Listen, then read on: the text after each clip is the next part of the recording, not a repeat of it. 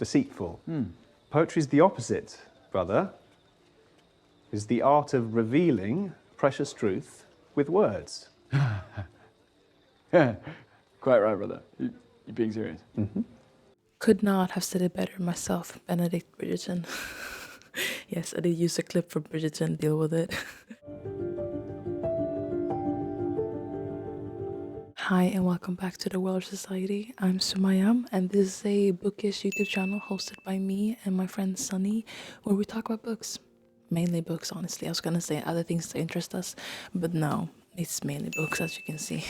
Today I want to talk about one of my favorite genres, poetry. As you can tell by my at on Instagram, fictional poet, it's kind of my thing. Well, it used to be. I used to write and talk a lot more about poetry on the internet, and then I stopped for no reason whatsoever, but now I'm here to bring it back. And one night when I was, when I should have been sleeping, I researched poetry, the history of it, why it's important, why it's so political, and that all accumulated into this video. So let's just get started.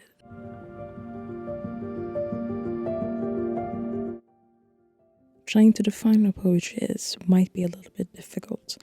It is until I found a quote from A.E. Husman. Poetry is not a thing said, but a way of saying it. Poetry is the way of trying to alter one's usual speech pattern in order to say something in a way that's more pleasing, interesting, effective, or all three at once. It's also a way of trying to convey a whole novel's worth of emotion into a few words. To the reader, the writing might seem effortless, however, each word has a specific intention behind it. If you look at the opening poem, The Black Unicorn, in the poetry collection by the same name by the poet and activist R.J. Lord, it goes, "The black unicorn is greedy, the black unicorn is impatient. The black unicorn is mistaken for a shadow or symbol and taken through a cold country where mist painted mockeries of my fury. It's not on her lap where the horn rests, but deep in her moon pit growing. The black unicorn is restless, the black unicorn is unrelenting, the black unicorn is not free." You could just describe the prejudices against all of those who are struggling against the mandates of social norms, but doing so would eliminate Audrey's rhymes and you might vanish into prose. Again, poetry is not a thing said, but a way of saying it. What I learned writing this video is that just because something sounds poetic doesn't mean that it's poetry, and there's also this interesting debate whether or not songwriters are poets.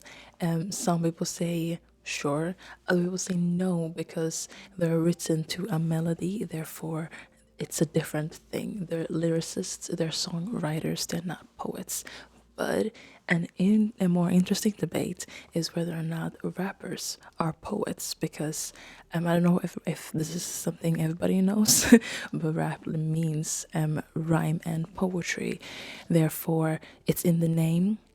So maybe I think the immediate resistance to that idea is interesting because I found one article where they said that no, rap isn't poetry because they use 50 Cent as an example because he pronounces the word 50 as 50, and the importance of linguistics was an argument. I don't really care. I can get into that for a really long time. Others, however, focus on the similarities between rap and poetry because of the focus on sound, rhythm, and choice of words. The process might be similar, however, one is just has a beat that goes along with it. With all that said, poetry is literary or spoken, where they are trying to evoke a response from the reader by focusing on sound, precisely chosen words, and meaning. On my very brief time, if you can call 8 years brief, on the book side of the internet, I've seen a lot of interesting discussion when it comes to poetry. Either it doesn't happen at all, other than the handful of the curators that I follow, or when they do talk about poetry, there's a tang of frustration that comes along with it. And I can understand, maybe it's because school ruined poetry for us. As soon as homework is tied to something, maybe you get less interested. I don't really know. I'm just coming up with an idea now. I've also read people say that poetry is elitist. It's out of reach. It's fin kultur. What's that in English? I don't know. But it saddens me because I really think poetry is something, it's like an art form that all of us could benefit from. While researching this video, I found a research paper called Multicultural Moments in Poetry, The Importance of the Unique, written by David Ian Handler.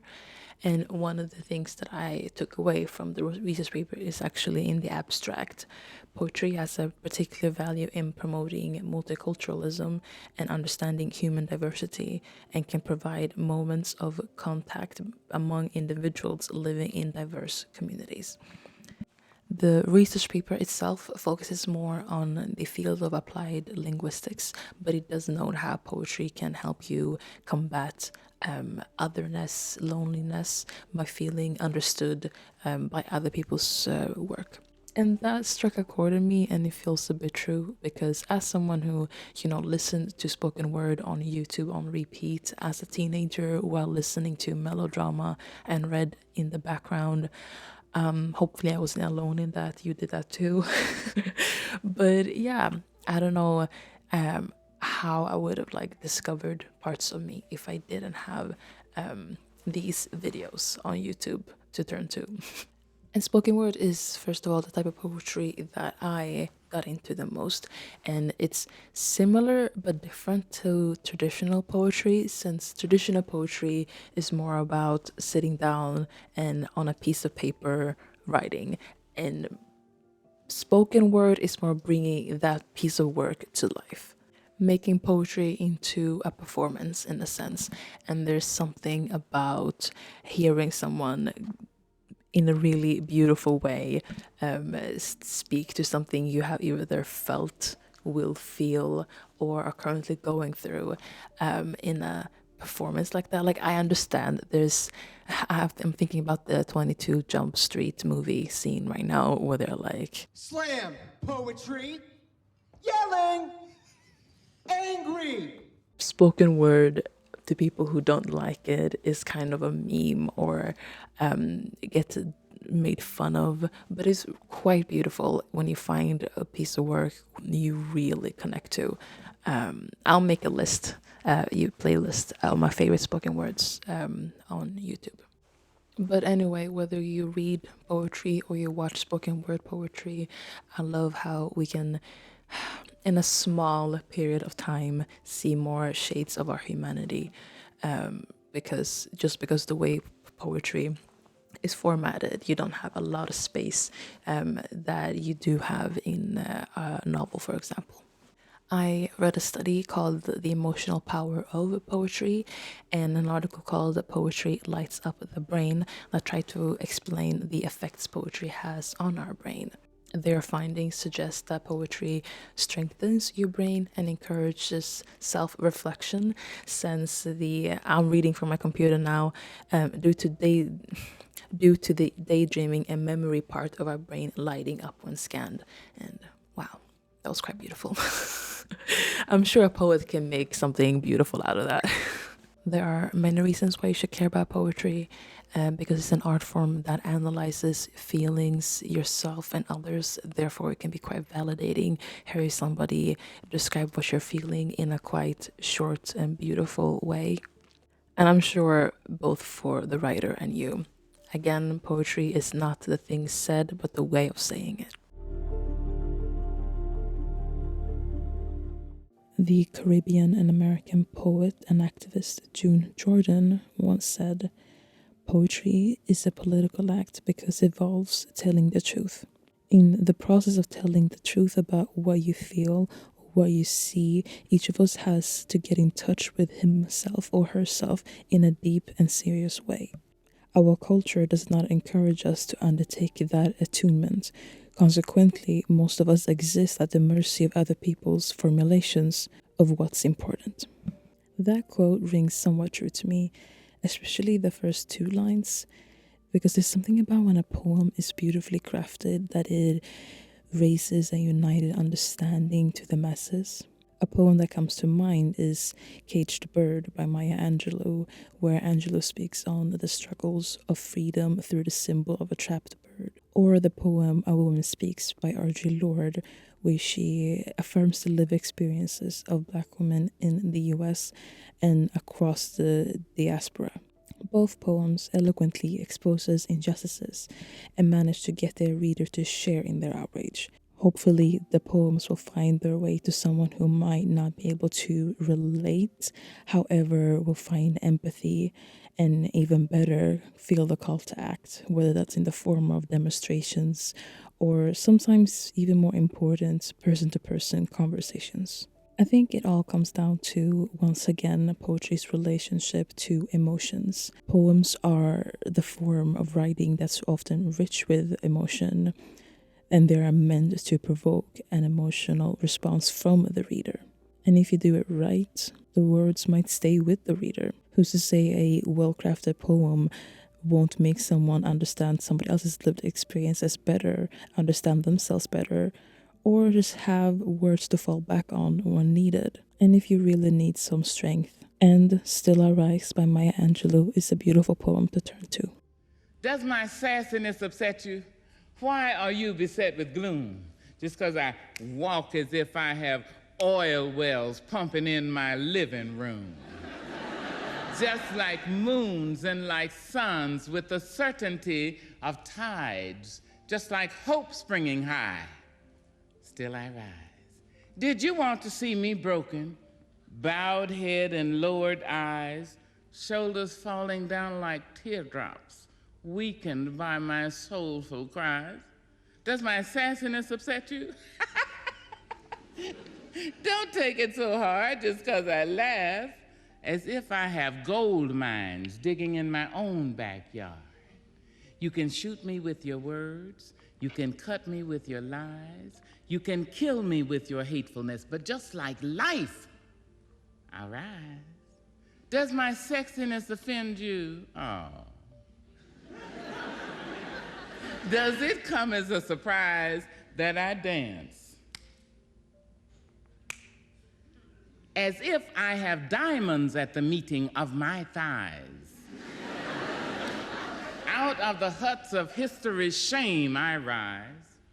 Up from a past rooted in pain I rise. A black ocean leaping and wide, welling and swelling and bearing in the tide. Leaving behind nights of terror and fear, I rise. Into a daybreak miraculously clear, I rise.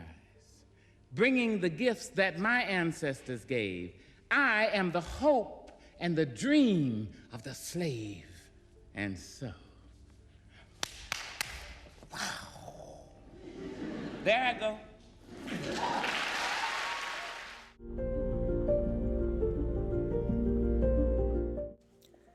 The Artisan Geek on YouTube has already made a really beautiful YouTube video about the poetry recommendations, and I'm just gonna add 3. First of all, I want to talk about Sarah Kay, which is, I want to say, she's my favorite spoken word poet, because I think the first spoken word piece of poetry that I've ever seen was her TED Talk, and I'll recommend it.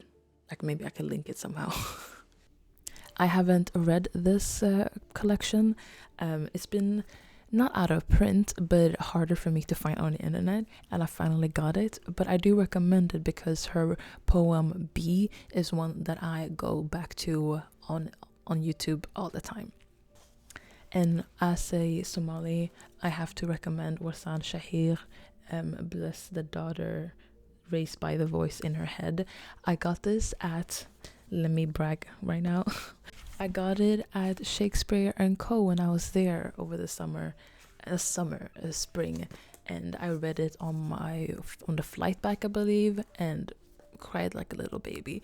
If you are a first generation immigrant, this one is for you. And the last book I'll recommend is, this is Sister Outsider by Audre Lorde, but I wanted to find The Black Unicorn by Audre Lorde. My family are doing dishes right now, so I'm sorry if you can hear it, but I can't find it anywhere on my bookshelf. I recommend that one because it's the collection that I return to the most, and I think if you have never read poetry a day in your life, not even in school, I think you would enjoy it, especially the poem The Black Unicorn. I think I even mentioned in the video. I don't know how the editing is gonna go. I'm thinking a lot of this is gonna be voiceover. Anyway, that's my video. I hope you enjoy it. I'm thinking about making another one just on graphic novels, and then just like talking and gushing about all of my favorite genres. And yeah, I think this is gonna be a new series. Anyway, if you liked it, subscribe. If you didn't, I'm sorry. And I'll see you soon. Bye.